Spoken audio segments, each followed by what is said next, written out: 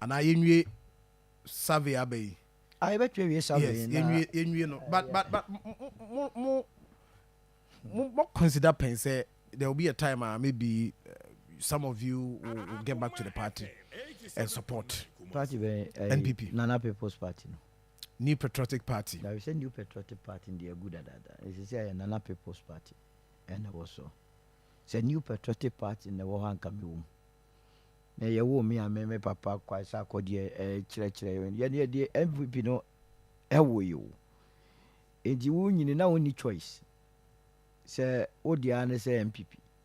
But Satam now kono, oh, be a chile na journey. Ya bubu post a benny woman, true to say, ya better test one many I no greeting no.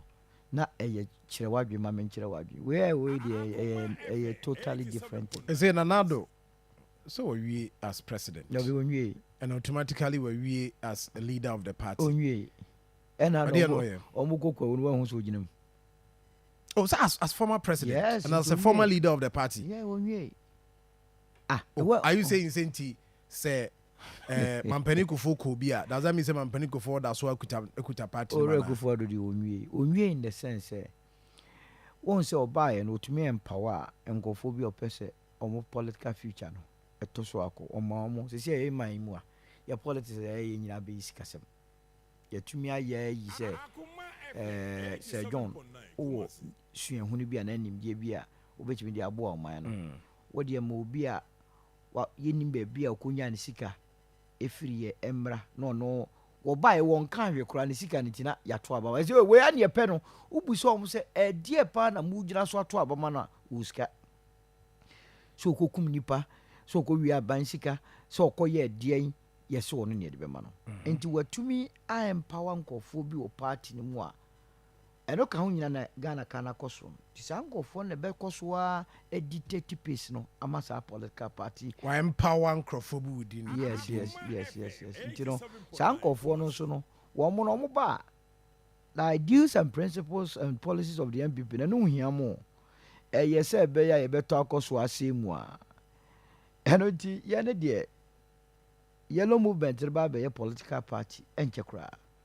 Na Ghana for the Dwana Behuse and Pa Yenina Yukura, they are original ideals are MPP in the Bayer.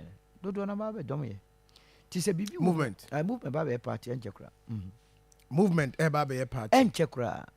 And chakra. So, you are saying this as I am a senior member of the movement for change.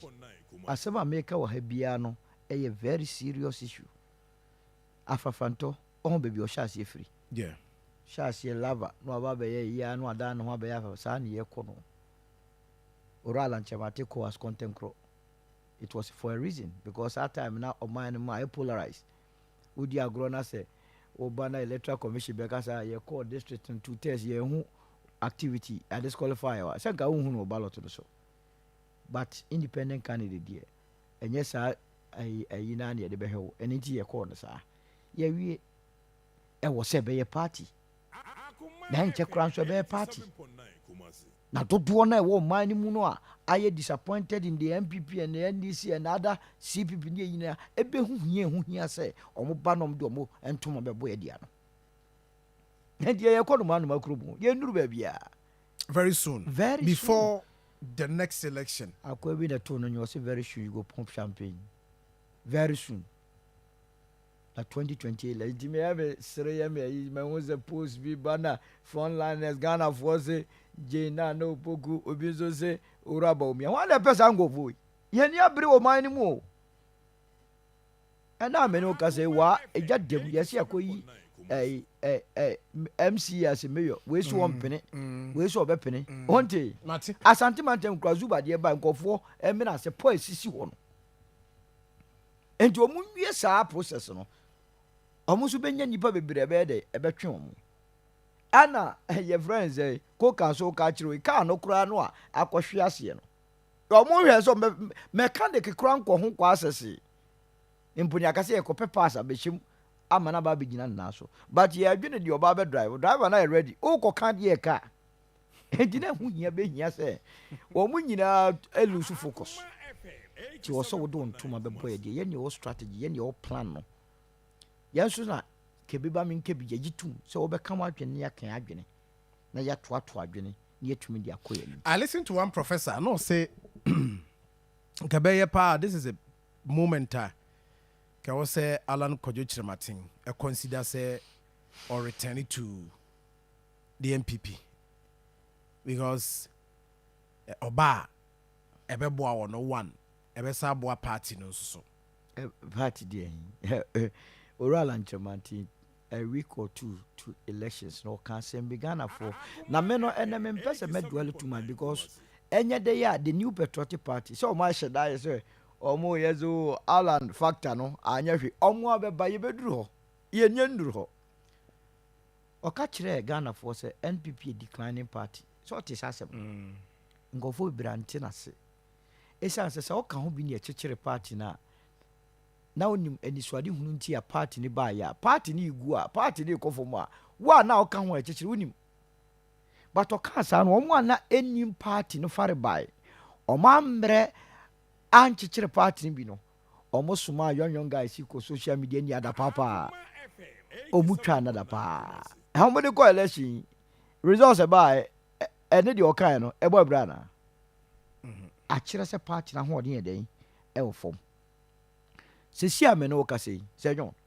party ni ba no a MPP before party no why pa na betumi a rally party no why na ne ye ne su ne ban ehye party for ni nkran se me de me ka bia ya jimitum eno nti no ebe man nkofo anya hotoso se o ye nyina ye nsan kamum na party ni nkon nim wo betumi ama me side party se party for na betumi o munni bi to bi atoma ne obi na party a who national executives mebo a wo council of elders ni ayi mo se mo wie election mo kwakwa report who answer Ashanti Region ba kwa pie mo report no nko but Ashanti Region report must be part of the national report ti pani bia ni say and down no crowd here many o ma brand ba ku hia o radio so o ka kire me say wo mo sanction Ashanti Region report no crowd o ma from national council disciplinary committee say o mo mechichire mu de nti a wo mo koye report see the center cannot hold esan say bone na omo de ye oral anchemante no oral kofo ba ebedi o man ni mo ye bibi na spiritually no e good for o man no say the national reconciliation so when to me an kan kore ankere mo say mo ye obi bone na mo de dwanto a mo be kom nkoto yenu makosu say de mo de ye no anytime wa obebo nani a obesu bia no bo party ni be lose vote by 100,000 you ain't going anywhere hey tete ho na omoye ya gudie bi na ekoso esan se bone no wo ho enje nei we sorry adu aka we so social media kra de esere kra keke omoto mane omo ho esan se obi ehu se ya ye bone na mo nipa na se ye bepe mu aka se ya ye asoma se bone no ye fere enu tina mi gusu abe. Do you think that MPP for me pap Alancha? Oh, long overdue. And only the panacea too. Da be omo panic I no nye eno no be bo omo ama mo nya nuhu bi na se bo be organize mo ho a e bia nchirima meka se party ne ye bone but in terms of say ye tie party ne de e be ba so na MPP for no me hye ye ni mu ase de ye mfa ye ne credibility no enko gitumi no mra na enane wo mo ankasa brabo ani but movement ni party no dey necessary some movement no na ye vehicle I say nyina so bia na oral anchamantin e de ko ye friend say e ko contest we so contest as content grow eno tina oni parliamentary candidates for constituency bia party a ebe asokwa ye benya ye parliamentary candidate crow from ye benya parliamentary candidate Bantama benya parliamentary candidate. Can you imagine say constituency bia obi ginam ama your friend is a party no? But there are people who contest maybe now we are aware. O say you mean him say Afija Kwabre south. There was a candidate na Ujina movement. No, or contest as independent. Also when to me issue afafanto sembo no kra.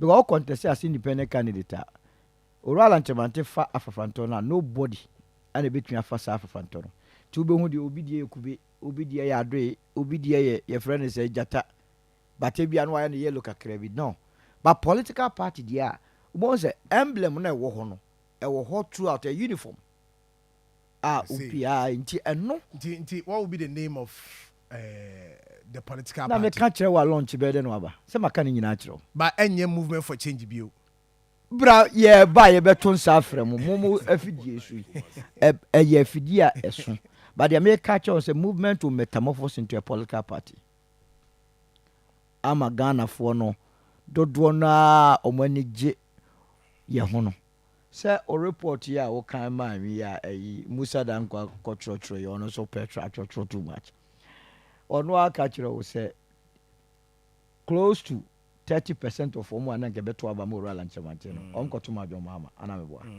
ana about 13% to 18% na beto aba na ma alanchemate koto ma your friend say uraba umia it tells you say that time na omo ka kire Ghana fo nyina say rural nchemate to ma na oni parliamentarians okwakofa NDC fo ne MPP fo na ebu o ma no meboa one of the things e work chi ai eno nti sesi a ono ane party ba obetu aba be ka kire sɛ ne candidate gina won to ma no odi e monhwɛ ye konoma no makrum ye share Ghana politics ase na ye CPP ni UPO meboa ene CPP we adane brass band CPP adane brass band brass band CPP elase be ba na to monka bo se ba ku bi CPP se de bia me ka kire na nana ya from Pomani adane brass band wane wo you say omo off edura no ma let's say be 2 weeks people so obi abegina so on na ye was a flag bearer o twa CV a ye pon ya asom ekọ ti wo hwe se MPP wa be say bi anyam na make Ghana for na e ka so MPP ni and this at a point o ba be ye se de CBB aye no sa na be ba be sie we wu hia so fo bia so ba be professor a kire sa na be sie say at a point no MPP no eba begu what must say na a credible force to say movement no your party no I take you over na ebe your fe so me da say me saba ho ma me nua ba chamfo akwa ba yes